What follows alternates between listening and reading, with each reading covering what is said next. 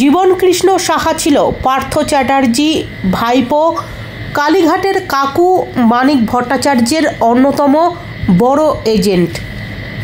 মূলত আজ জীবনকৃষ্ণ সাহার গ্রেফতারির পর দুপুর 3:30 নাগাদ আবারও কলকাতায় সংবাদ মাধ্যমের মুখোমুখি হয়ে বিস্ফোরক মন্তব্য করলেন রাজ্যের বিরোধী দলনেতা শুভেন্দু অধিকারী।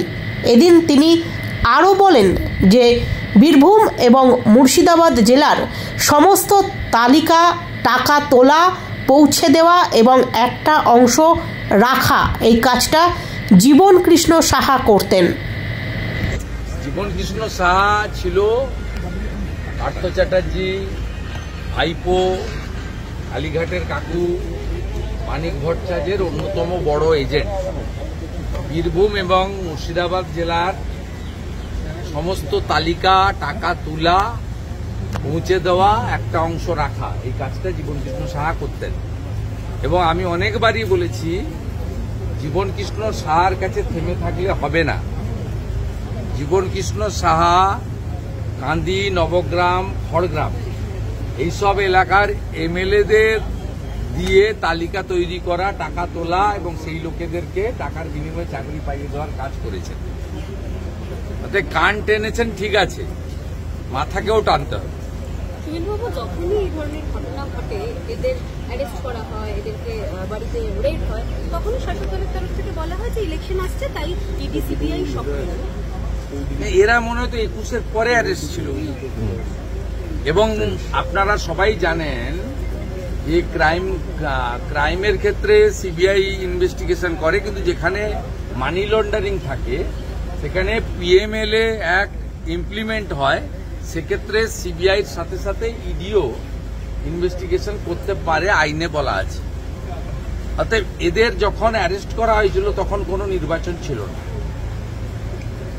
এবং মূলত কলকাতা হাইকোর্টের নির্দেশেই করা হয়েছিল। এবং এই তদন্ত আটকানোর জন্য পশ্চিমবঙ্গের চোর সরকার সুপ্রিম কোর্টে গেছিল, সুপ্রিম কোর্ট থেকে কিন্তু কোনো স্থগিতাদেশ দেওয়া হয়নি। এবং এই স্ক্যামটা কন্ট্রোল পুরোপুরি হাইকোর্টে করছে। হাইকোর্ট এই জন্য সিবিআইয়ের সিট বানিয়ে দিয়েছিল, এবং সিটের কোন অফিসার লিডারশিপ দেবেন এটাও কিন্তু সিবিআইয়ের হাতে ছিল না। সিবিআইকে 3টে নাম দিতে বলা হয়েছিল, তার মধ্যে একটা নামকে চুজ করে দেওয়া হয়েছে। তাই এসব কথা বলে সবাই দৃশ্যগুলো দেখছে। এর আগে প্রাচীরে ঝোলা, পুকুরে ফেলা, পাম্প বেসিন বসিয়ে পুকুর থেকে মোবাইল তোলা, আজকেও কিভাবে ছুটে পালাচ্ছিল সবাই দেখেছে। শাসক দল যখন বলছে রাজনীতি করছে, শাসক দলের এটাও বলা উচিত ছিল যে কেন জীবনকৃষ্ণ সাহা ছুটে পালাতে গেল। সে যদি বিপ্লবী হয়ে থাকে, রাজনৈতিক সংগ্রামী হয়ে থাকে, তাহলে তার ফেস করা উচিত সামনে দাঁড়িয়ে।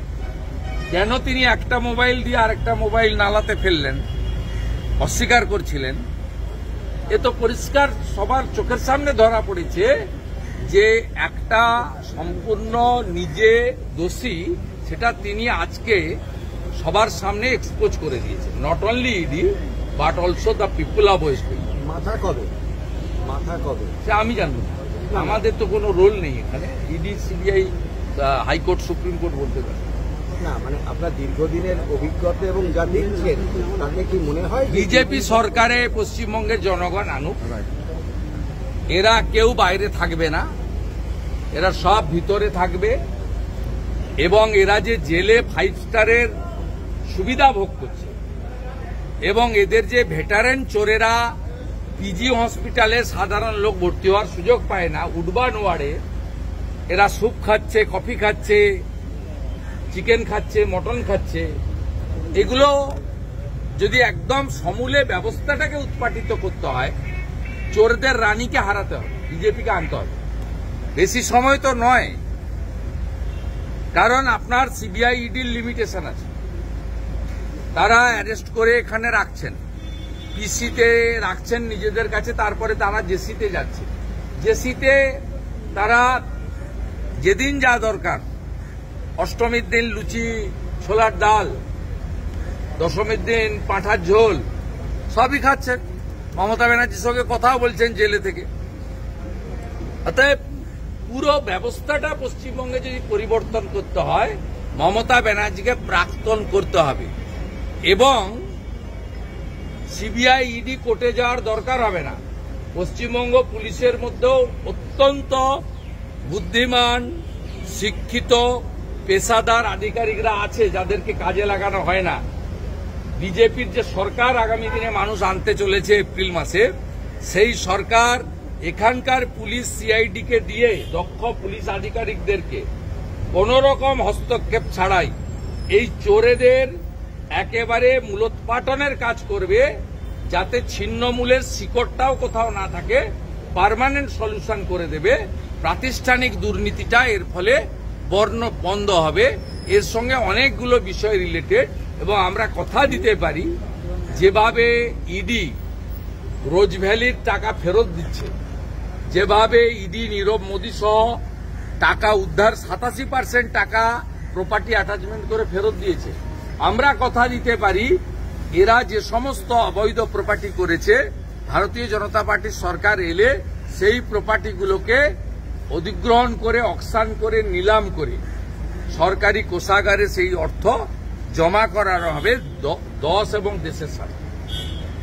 নরেন্দ্র মোদী পুজোর আগে আবার রাজ্যে আসছেন, শিডিউল পেলেই বানাবেন।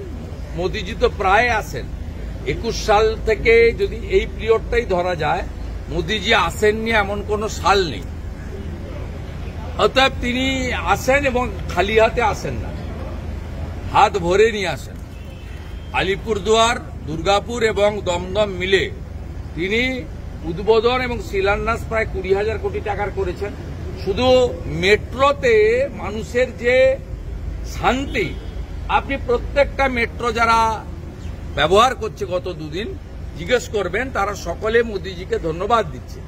এবং আমি তো অঙ্ক করে সভাতে বলেছি 18,641 কোটি টাকা নরেন্দ্র মোদীজি 19 থেকে 25 পর্যন্ত না দিলে এই কাজগুলো হতো না। ব্রিটিশরাও হাওড়া কলকাতা জোড়ার চেষ্টা করেছে। 72 সালে সিদ্ধার্থ রায়েরও পরিকল্পনা ছিল, জ্যোতিবাবুও নারকেল ফাটিয়েছে, বুদ্ধবাবুও ফিতা কেটেছে, মমতা ব্যানার্জিও একাধিকবার চেষ্টা করেছে। কিন্তু স্যাংশন, এক্সিকিউশন, ইনোগ্রেশন, এই তিনটে যে মেন অপারেটিং কাজ, এটা দেশের প্রধানমন্ত্রী নরেন্দ্র মোদী করেছে, এটা অন্য কেউ করে। সংবিধান সংশোধন বিল পাস হবে এটা নিয়ে আত্মবিশ্বাসী যখন অমিত শাহ, তখন তৃণমূল বলছে যে এগুলো উনি জানেন যে এই বিল পাস হবে না, শুধু নাটক করছে রাজনৈতিক। তৃণমূল কয়েকদিন আগেই বলেছিল ওয়াকফ অ্যামেন্ডমেন্ট বিল পাস করতে দেব না, রক্তের গঙ্গা বইবে। পাস হয়ে গেছে, রুল হয়ে গেছে, সুপ্রিম কোর্টে বিচারাধীন, কিন্তু ওয়াকফ অ্যামেন্ডমেন্ট বিল আজকে আইনে পরিণত। সিএ যেদিন আসে লাগাতার বলেছে সহনাগরিক কিসের সিএ, সিএ এর গুরুত্বটা সেদিনই বাংলার মানুষ দেখল যেদিন পাহেলগামে হিন্দু বলে বিটান অধিকারীকে মারল। তার স্ত্রী বাংলাদেশ থেকে ধর্মীয় কারণে এসেছিলেন, তাকে যখন সিটিজেনশিপ অ্যামেন্ডমেন্ট অ্যাক্টের আওতায় সমনাগরিকের সহনাগরিকের মর্যাদা ভারত দিল, সেদিন সবাই দেখল যে মমতা মিথ্যাবাদী।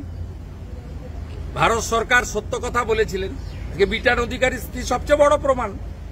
আজকে মমতা ব্যানার্জি সিএএ নিয়ে বলেন না, এবং তিনি 19 সাল থেকে কন্টিনিউ সব জায়গায় এনআরসি করে বেড়ান।